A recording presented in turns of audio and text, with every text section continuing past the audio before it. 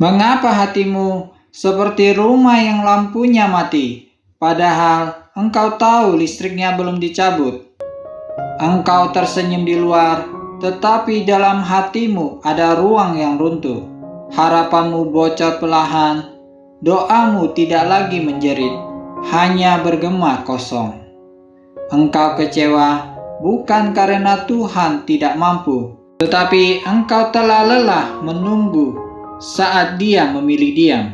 Ada luka yang tidak kau ceritakan, ada kebutuhan yang kau sembunyikan bahkan dari dirimu sendiri, dan di malam-malammu dipenuhi dengan rasa ketakutan. Bagaimana kalau besok Tuhan tidak menyediakan? Cerita dalam peristiwa hidupmu membawa kita bagaimana Tuhan membawa Abraham masuk ke ujian yang tidak masuk akal bagi iman manusia.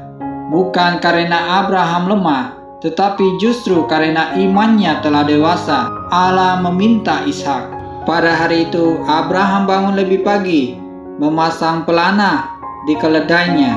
Lalu Abraham mengambil kayu untuk korban bakaran itu dan memikulkannya ke atas bahu Ishak. Berangkatlah ia ke tempat yang telah Allah katakan kepadanya.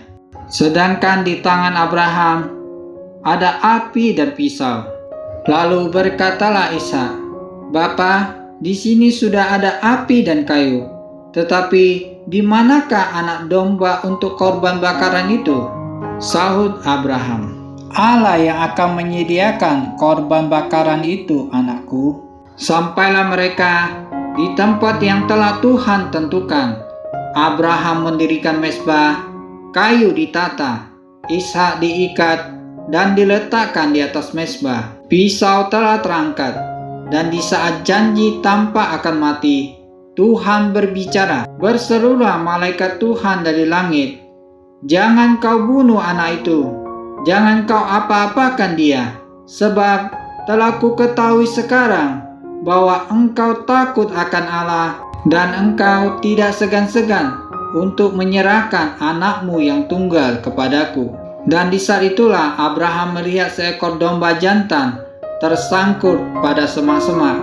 Itulah korban bakaran yang disediakan Tuhan, bukan di awal perjalanan, melainkan di puncak ketaatan Abraham. Lalu Abraham menamai tempat itu, "Tuhan menyediakan." Sebab itu sampai sekarang dikatakan orang, di gunung Tuhan akan disediakan. Kejadian 22 ayat 14. Demikianlah firman Tuhan. Apa yang kau sebut keterlambatan, di mata Tuhan adalah ketepatan ilahi.